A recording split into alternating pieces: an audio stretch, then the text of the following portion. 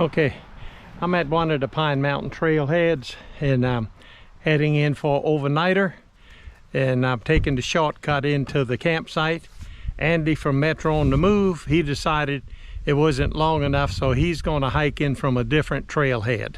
Let them young guys do that. Hey, I'm taking the path of least resistance and the shortest.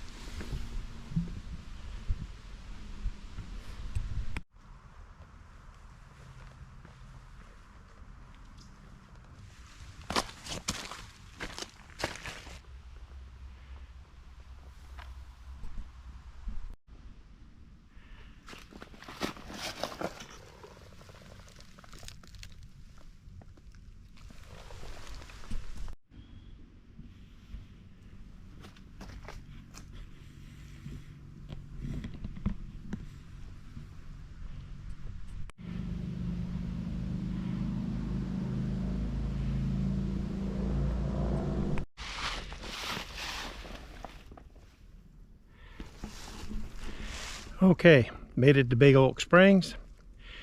It's called Big Oak Springs because there's a spring down there, and there was a big oak tree, huge. A few years ago, some wind came through, a tornado or something took it down. It fell on the spring. Hopefully they've cleaned it up by now, but we're gonna go in and set up camp. I'm gonna meet Andy here a little bit. He came in from a different trailhead. These young ones wanna work hard. Not me.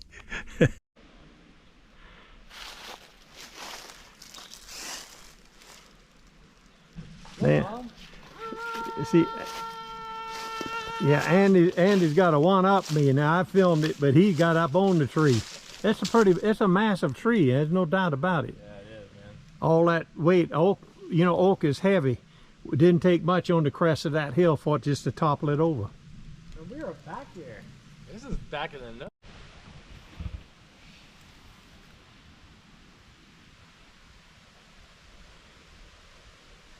All right.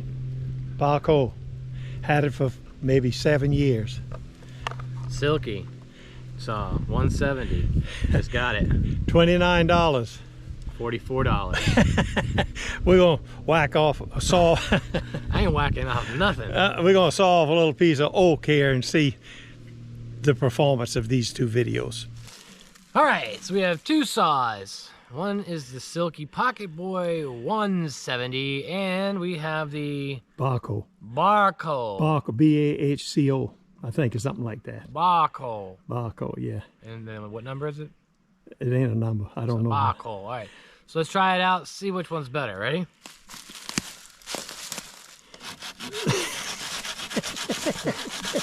I'm just kidding. I was gonna say that ain't gonna work, my friend. You need to set your screen to stay on a little Right. longer. So for $24, this is actually $29. right. Inflation too is probably like 35 now. No, I just checked before we came Oh, down okay. here. So this is $30, right? So this is a good option. This was $44. Let's go ahead and give this a whirl. I don't know. Maybe I'm hitting different.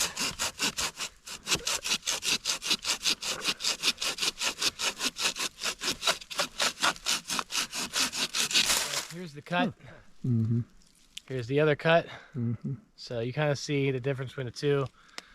Older, newer, so less dust. Not a significant difference. I didn't think. Yeah, so I'd say if you're looking to go If you want save a few bucks, this is lighter too. yeah. This seems more sturdier. This is heavier. How the lock is on there, I think that's a little bit scary. Ooh. Yeah, and this one definitely feels way more secure. So I guess it really comes down to what is good for you. It's all about price, but this one did work a little faster, to be honest with you. Another thing to consider is the size of the limb that you want to saw. That's about 3.5 to 4 inches. Any bigger than that, you're gonna need to move up to a different saw. What do you think? Well, anything bigger than that? Yeah, you're exactly right. So again, these two saws, regardless of which one you pick, they're both great options, you know, but this is about the thickness that you want to use for this. So perfect for a fire. Limbs, for limbs. Yeah. You're gonna do serious sawing like I saw up at Hanson's Point, you need that big one. Let's keep moving. Yeah. All right, guys, listen. Dan from Wandering Monk recommended these. I think it was Dan, and it's called Right on Trek. And the reason I went with it is because it's the one serving.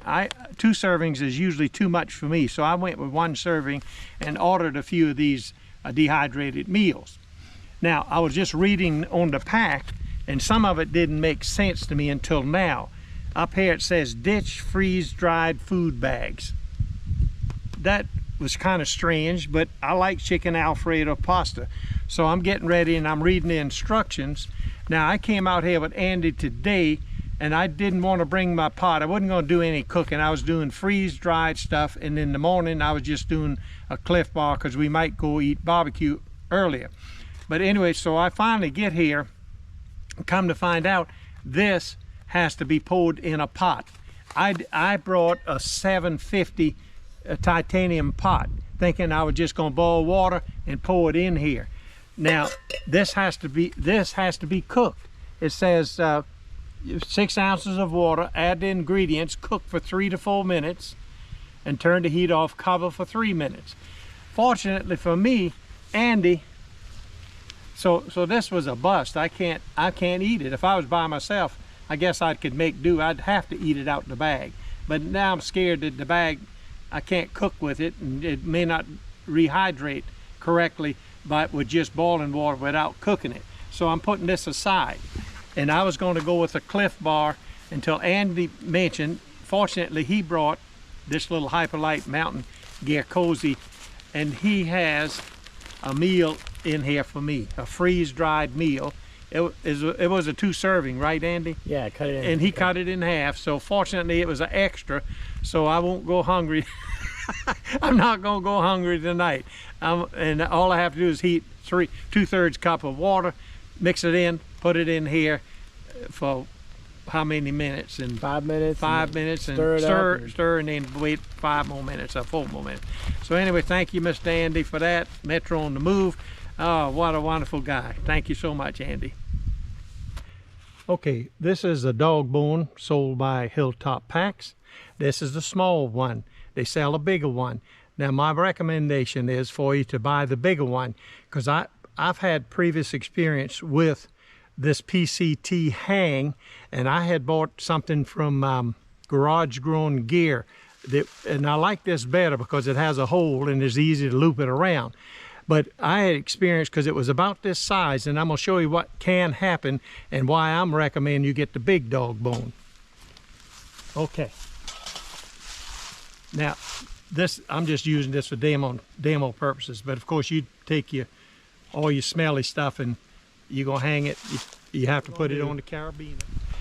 We'll hang it on like that, and then we're going to take this like that. Okay, now we're going to pull it all the way up as far as we can go, and then I actually reach up rather than here, but for demonstration purposes I'm going to do it at this level. And you make the little loop like this into the dog bone. So simple, I love it. And then hook it like that. See that? Then you let it back down. Bam. But let me show you what can happen if you use this small one. Oh, I got it too high. Let's do it again.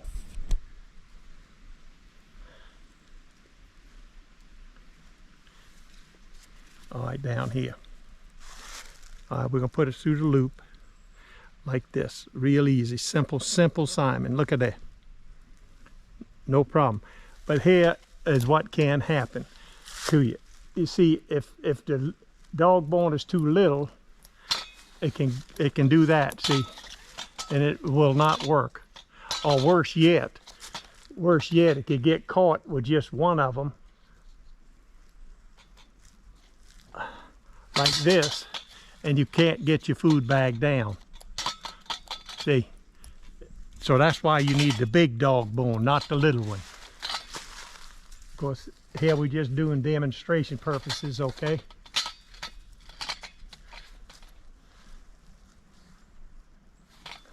So now. So don't do this, right? Yeah, don't do